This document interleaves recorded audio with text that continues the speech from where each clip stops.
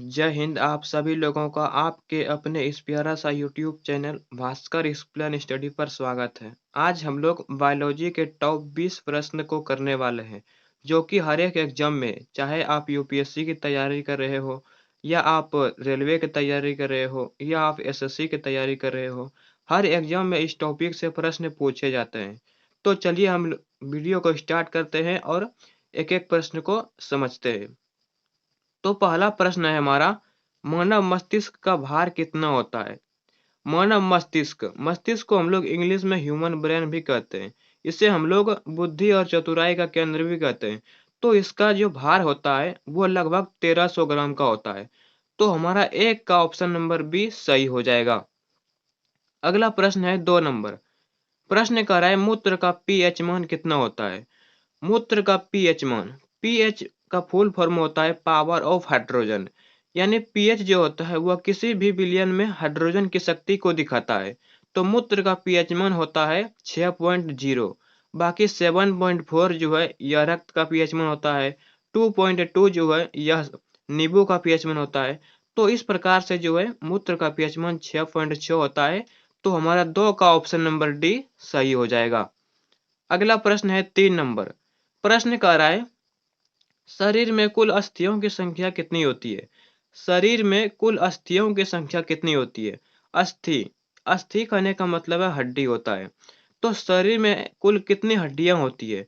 तो आप लोगों को याद होगा कि शरीर में जो है कुल 206 हड्डियां होती है। तो एक का हमारा ऑप्शन नंबर, 3 का हमारा ऑप्शन नंबर क्या हो जाएगा? ए सही हो जाएगा। अगला प्रश्न है 4 नंबर। प्रश्न कह रहा है, हृदय का वजन कितना होता है? हृदय, जिसे हम लोग क्या कहते हैं, दिल भी कहते हैं, और यह हमारे शरीर का सबसे व्यस्त अंग भी होता है। तो हृदय का वजन जो होता है वो 300 ग्राम का होता है। यह पुरुषों में होता है, लेकिन महिलाओं में जो है आधा केजी कम होता है।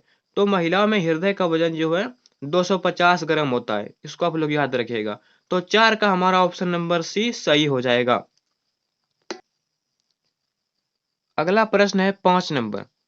प्रश्न कह रहा है, सर्वदाता रक्त समूह कहलाता है।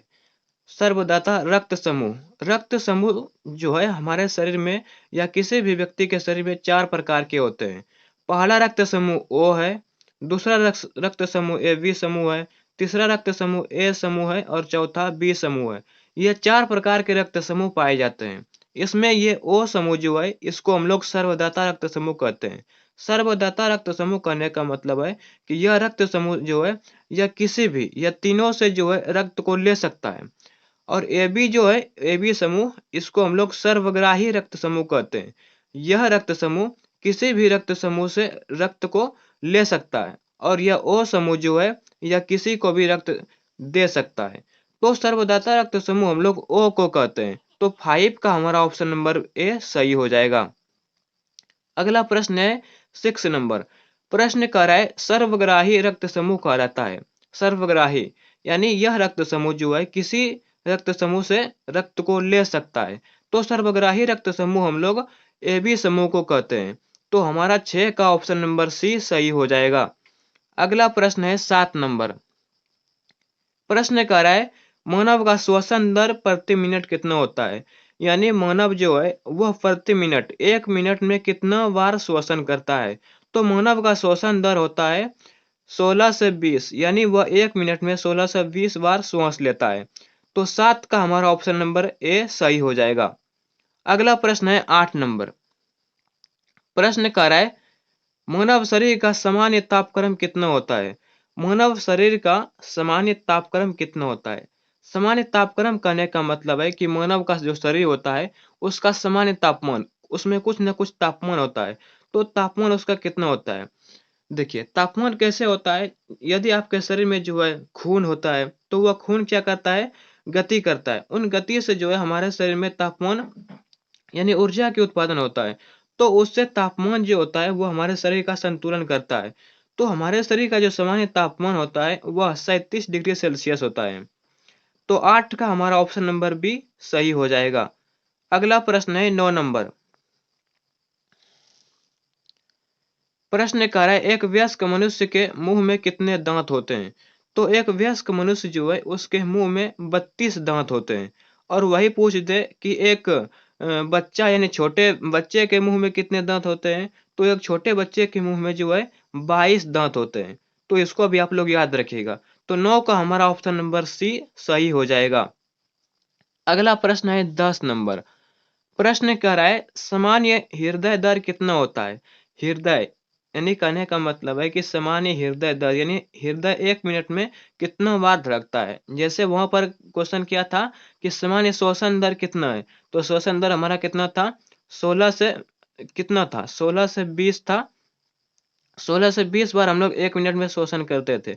लेकिन यहाँ पर हृदय दर पूछ रहा है, तो सामान्य हृदय दर होता है 70 से 75 बार।